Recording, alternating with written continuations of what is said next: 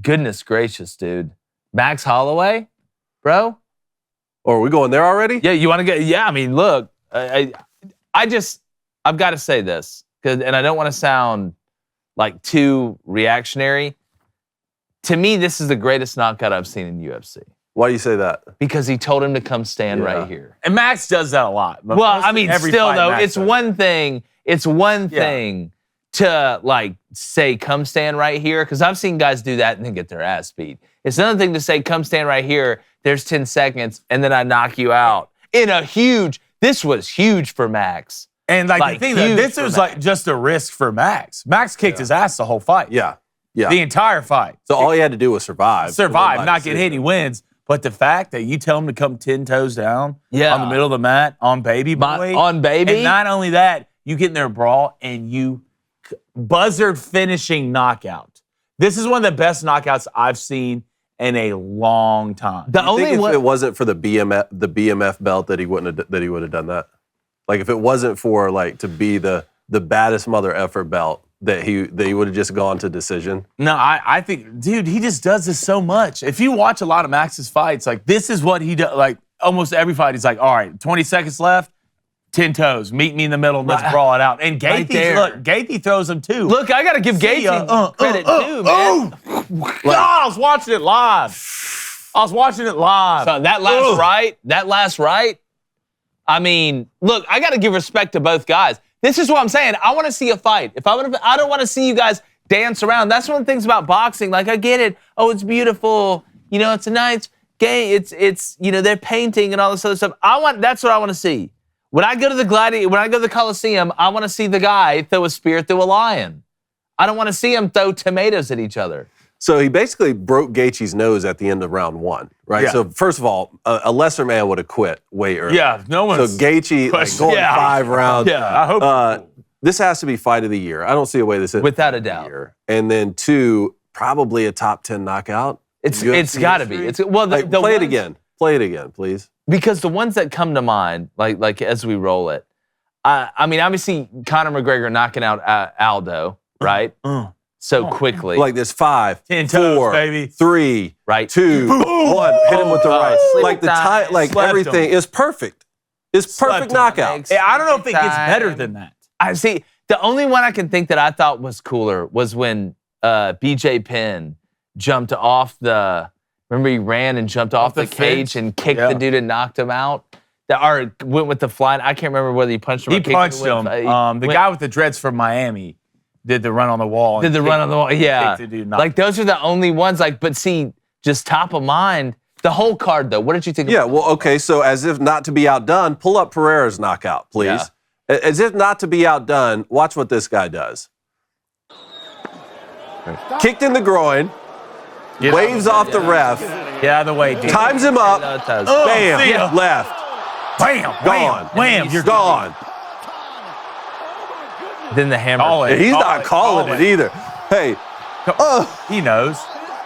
Dig the grave for And these were probably this is probably the best odds, best bet of the night. Yeah, it was minus 130, right? Yeah, for Pereira. Yeah. I mean, shoot, Holloway, we got him at plus 135, I think. Plus 135, yeah. I mean, great bet. I hit my 4-fighter parlay that night, too. You did? Dude, you were hot. I'm telling you, man. Did you go straight money lines with that? On the 4-leg. You went Figueiredo, Sterling, Nickel, and Pereira. Yeah. Man, that was nice. Those were awesome knockouts right there. They were. But what did you think about the whole card? So the whole card, I have to say... delivered?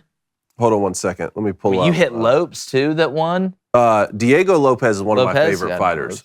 Diego Lopez is one of my favorite fighters. We saw him fight here. Remember when we saw him fight here and he won and he jumped over the cage to come give Dana a high five right in front of us, which was awesome. He did the same thing again and Dana was like, no, I got him. So I think he's going to be a rising star. And a couple of the other early prelims, I mean, some of the Booster Club calling in told us to watch out for Kayla Harrison when she was fighting Holly Holm because she was a 2-time gold medalist in judo. Well, they were right. Like, she's going to be a world champ. And she only has a couple fights right now, so it's going to be really interesting. I mean, Aljo... I didn't know much about the Catter guy he was fighting, but Aljo just put on a great show. There was a bunch of great fights. Zhang Weili did her thing as well, like she normally does. But no, I thought the card came through. No, I did too. I mean, I'm pretty sure a big announcement too came along with it. Yeah, Conor's official. McGregor fighting Michael Chandler. Yeah. So that's see. official now. After the way I saw the way Conor looked after Roadhouse. Yeah, I know. It's just, I mean, Hey, boys. 2 times I see Conor fight, he's gotten broken. Yeah, well, look, there's another fight coming up in July that I can't wait to watch either, and that's Mike Tyson. And So now Mike Tyson's going to fight in July, and Conor McGregor is going to fight Michael Chandler at UFC 303 on June 29th. Is that going to be in Vegas? In Las Vegas, June 29th. So we should either be there or live stream it or something. I mean, what are you expecting from this fight? So like, they're obviously both past their prime, right? They're not going to, no guy's going to be a world champion again, but it still may be the most hyped fight of the last Conor's in it. They're going to hype it up. Look, I'm not, like Blaine said, the last couple times I've watched Conor, I've been kind of underwhelmed. You know what you're going to get from Michael Chandler. I think it'll be hyped up. I think the fight won't deliver as much as the Jake Paul-Mike Tyson one is. I think Mike Tyson's going to knock him out. Mike Tyson's going to knock him out? I think Mike Tyson's going to knock Jake Paul out. The world can only hope. Which the weird part is I'm starting to kind of like Jake Paul more and more. I hate you for saying that. I'm just a little bit more than I did. Say that. I'm thinking maybe he's a little bit of a different cat. Well, come on the show, Jake. Yeah, come on the show, man. Blaine wants to fight you. I mean, he hung out with him at the Jake convention. That's what it was. That's what it is. Same name. I get it. Same name. I can understand. So I haven't seen the new Roadhouse, but based off what y'all saw of Conor in the new Roadhouse, is he going to be able to get in the ring, in the octagon, and like really throw down? Or if he stops walking around like Popeye. What weight are they coming in at? 170. What do you think Conor weighed in Roadhouse? 170. He's up there. He's up there. So Conor's going to have to shed a lot. I'm not worried about Conor having to lose the weight or gain the weight. I'm not worried about that. Well, I mean, just body-wise, how ready can they be for this fight? You know, I know Michael Chandler. I know they hate each other. I know that. Yeah. If you watch hate and embarrassment, it's a hell of a fuel. But I'm be interested to see what the lines are. Yeah. For it. That's what I'd be interested, because I wouldn't be surprised if Michael Chandler's favored. What's up there, YouTube? If you haven't already, hit that subscribe button, turn that notification bell on, hit that like button if you don't mind, because we like you as well.